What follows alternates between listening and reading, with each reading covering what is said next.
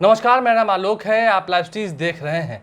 बिहार में जातीय जनगणना को लेकर जो पिछले कई दिनों से बहस चल रही थी, कई महीनों से बहस चल रही थी, अंतोगत्वा बिहार सरकार ने फैसला लिया कि 1 जून को सर्वदलीय बैठक होगी, उसमें रूपरेखा तैयार की जाएगी, कैसे जातीय जनगणना कराई जाए। और अब सबसे बड़ी बात, बीजेपी जो कि एनडीए अलायंस की घटक पार्टनर है, घटक दल है, बिहार में एनडीए की सरकार है, बीजेपी तैयार हो गई है सर्वदलीय बैठक में आने के लिए।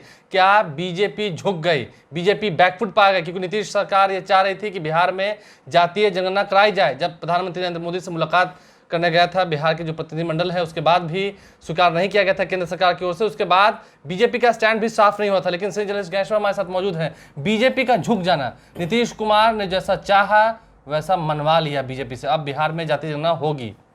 देखिए आलोक, जो आप बता रहे हैं कि बीजेपी झुक गई या जातीय जनगणना पर बीजेपी भी तैयार हो गई, अब इसके दो मायने हैं। देखिए, बिहार का सियासी तापमान कितना गर्म है आपको पता है। ऐसा लग रहा था कि बिहार की सरकार पर खतरा है। ऐसा लग रहा था कि नीतीश कुमार एनडीए से अलग हो जाएंगे। सरकार हिल रही थी, बहुत तेज हिल रही थी।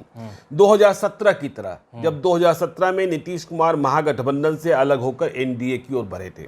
2022 में ऐसा लगने लगा था कि नीतीश कुमार फिर से तेजस्वी यादव की ओर जा रहे हैं। इफ्तार पार्टी में तेजस्वी यादव के यहाँ पैदल चलकर नीतीश कुमार गए थे।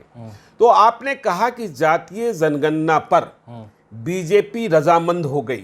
देखिए, कल दिल्ली से एक ट्वीट चलता है और बिहार के बीजेपी के तमाम नेताओं को कहा जाता है कि यही ट्वीट करना है। सेम वही ट्वीट सभी ने किया। और उसमें क्या कहा गया कि 1 जून को होने वाली सर्वदलीय बैठक में बीजेपी शामिल होगी। तो देखिए, सहमति तो हो गई, शामिल होगी। जो बिहार प्रदेश भाजपा के अध्यक्ष संजय जायसवाल या तारकिशोर प्रसाद डिप्टी सीएम कल तक ये कह रहे थे कि जाति सिर्फ 2 होती है, अमीर या गरीब। तो अब नीतीश कुमार के एजेंडे पर आ गए।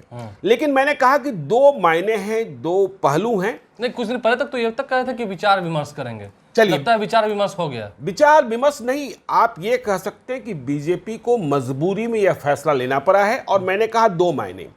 आप यह भी कह सकते हैं कि नीतीश कुमार ने बीजेपी को झुका दिया। और आप यह भी कह सकते हैं कि नीतीश कुमार की चाल को, जिसके बूते बिहार में वोटों के ध्रुवीकरण का एक मुद्दा बनाया जा रहा था, उसे बीजेपी ने फुस कर दिया। बिहार की राजनीति के चाणक्य कहे जाते हैं। देखिए, बिहार की राजनीति के चाणक्य नीतीश कुमार भी हैं और महागुरु लालू यादव भी हैं। तो आप यह भी कह सकते हैं कि बीजेपी ने फुस किया है। देखिए, इस बात को समझिए कि 2024 के लोकसभा चुनाव तक नीतीश कुमार बीजेपी के लिए जरूरी है। हाँ, और ऐसे कि यदि नीतीश कुमार, लालू यादव, कांग्रेस व अन्य दल बिहार में एक हो जाते हैं तो 40 पर 39 जीता था लोकसभा चुनाव में एनडीए ने। लेकिन यदि लालू, कांग्रेस, नीतीश व अन्य दल एक हुए, गैर भाजपा दल, तो 2024 में बीजेपी के लिए बहुत बड़ी मुसीबत, बिहार में उनके लिए भी बहुत कठिन हो जाएगा। तो इस कारण से नरेंद्र मोदी जानते हैं कि 2024 तक नीतीश कुमार हमारे लिए जरूरी हैं और हमारे लिए मजबूरी हैं। 2024 के बाद फैसला होगा, जो होना होगा, जो होगा। नीतीश कुमार भी जानते हैं कि 2024 के बाद नरेंद्र मोदी के लिए हम कितने महत्वपूर्ण रह जाएंगे या नहीं रह जाएंगे। उसके बाद इसलिए नीतीश कुमार कीमत वसूलना जानते हैं। तो नीतीश कुमार ने कीमत वसूल ली। और जो मैंने कहा कि आप यह कह सकते हैं कि बीजेपी ने फुस किया नीतीश कुमार को, एक और आप कह रहे हैं बीजेपी झुक गई। तो देखिए, जातिगत जनगणना के मुद्दे पर बीजेपी ने नीतीश कुमार के साथ जाकर एक राह को रोकने की कोशिश की है, एक रास्ते को जो खुल रहा था।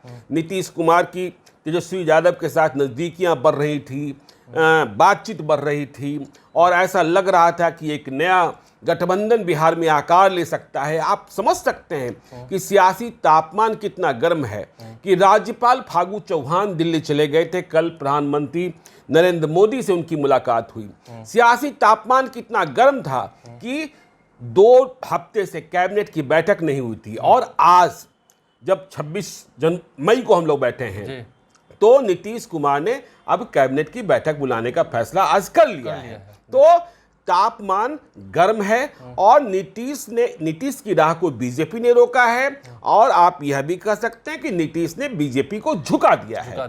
तो अब जातिगत जनगणना होगी। देखिए कई सारे आयाम हैं जातिगत जनगणना के आधार पर। देखिए कई लोग कह रहे थे कि इसकी आवश्यकता है।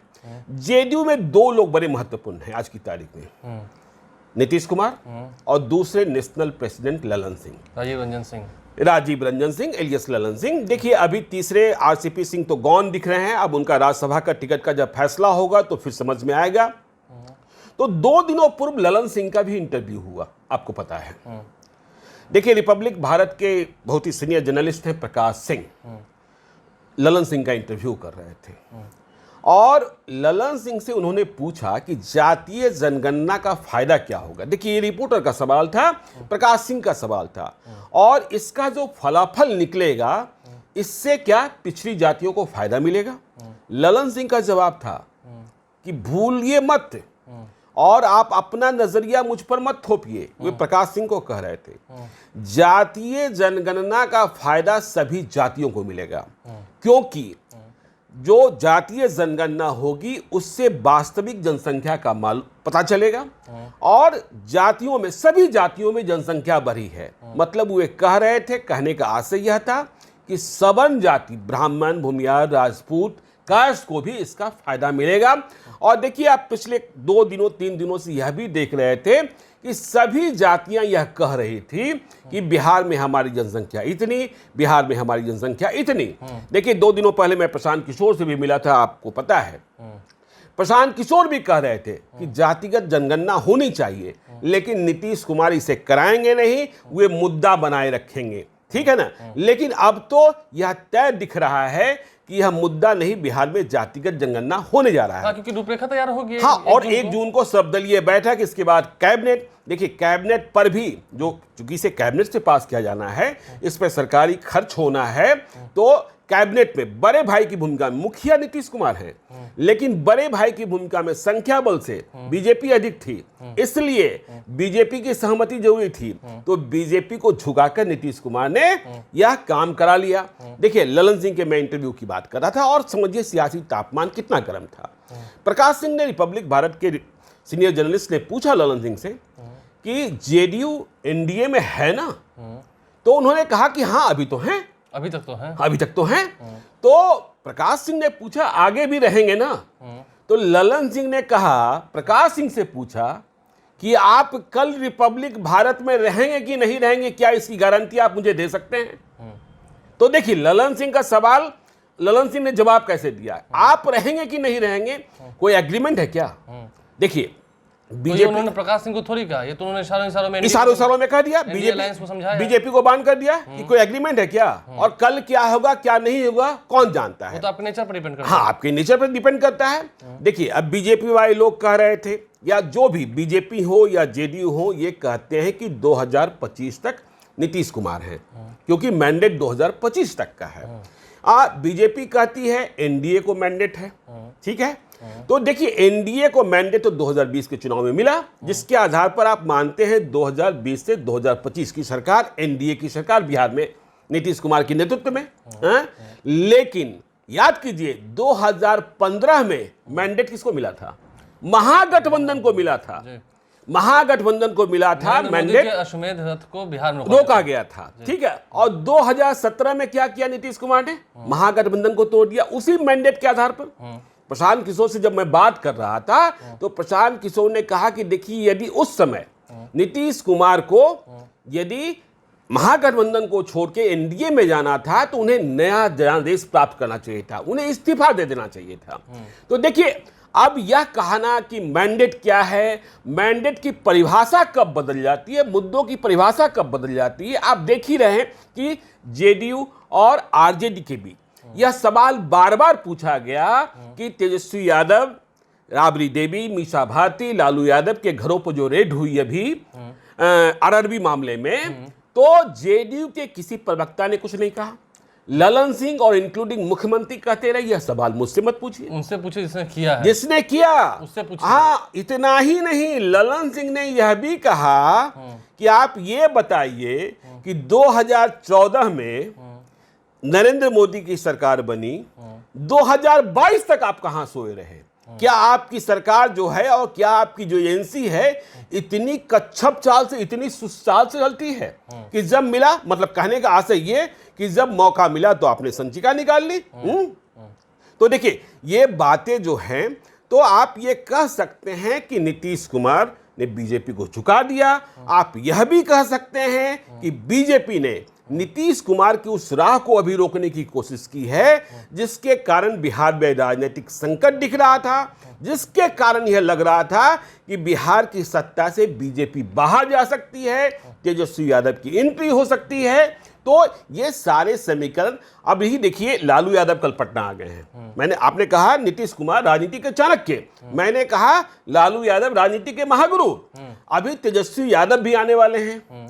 अब क्या इधर आपने यह भी देखा होगा कि नीतीश कुमार के खिलाफ न लालू यादव बोलना चाह रहे हैं, न तेजस्वी यादव बोलना चाह रहे हैं। ठीक है, सरकार पर हमला 72 घंटे मांगे थे, 22 घंटे में ही मुलाकात हो गई। 22 घंटे में ही मुलाकात हो गई। और मुलाकात क्या हुई? 1-to-1 मुलाकात हुई। कोई नहीं था बीच में। हाँ, कोई नहीं था। ऐसा नहीं कि शिष्टमंडल लेकर के गए थे, और ऐसा नहीं था कि नीतीश कुमार ने भी अपने साथ पलटन को बैठा लिया था।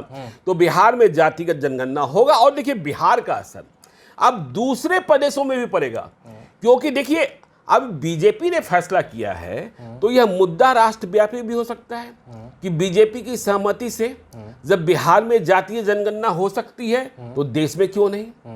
कई सारे स्टेट हैं जहां बीजेपी रूल कर रही है, वहां भी ऐसी जनगणना की मांग की जा रही है। देखिए इसकी लीगल सैंक्टिटी क्या है, नहीं है, इस पर हम अलग चर्चा करेंगे। लेकिन हाँ, यह तो है ना कि जाति गिनी जाएगी, कि कौन सी जाति कितनी, यह मालूम होगा, और उसके आधार पर यदि राज्य सरकार कोई योजना बनाती है तो हाँ, लेकिन हाँ, बिहार की सियासत अभी गर्म है। फागू चौहान से कल नरेंद्र मोदी ने क्या कहा, ये तो वही जानते हाँ, ये वही जानते होंगे। ठीक है ना। बहरहाल देखना यह है कि अभी फिलहाल जो सियासी चाल चलने की कोशिश कर रही थी, एनडीए के दोनों ही अलायंस पार्टनर कोशिश कर रहे थे, हाँ, उन दोनों ने ही एक दूसरे का रास्ता रोक लिया है। जी बिल्कुल। और बहरहाल देखना यह है कि बीजेपी ने झुककर इस वक्त क्या समझदारी दिखाई है, और बिहार में जातीय जनगणना तो होगी, 1 जून को सर्वदलीय बैठक होगी, उस दिन कौन कौन से नेता पहुंचेंगे, वो क्या क्या कहेंगे, आगे क्या कुछ बातें होनी है, कितनी जल्दी ये कार्य शुरू हो रहा है, इस पर हमारी नजर बनी रहेगी। हमारे चैनल को सब्सक्राइब कर लें, साथ साथ फेसबुक पेज भी लाइक करें। धन्यवाद।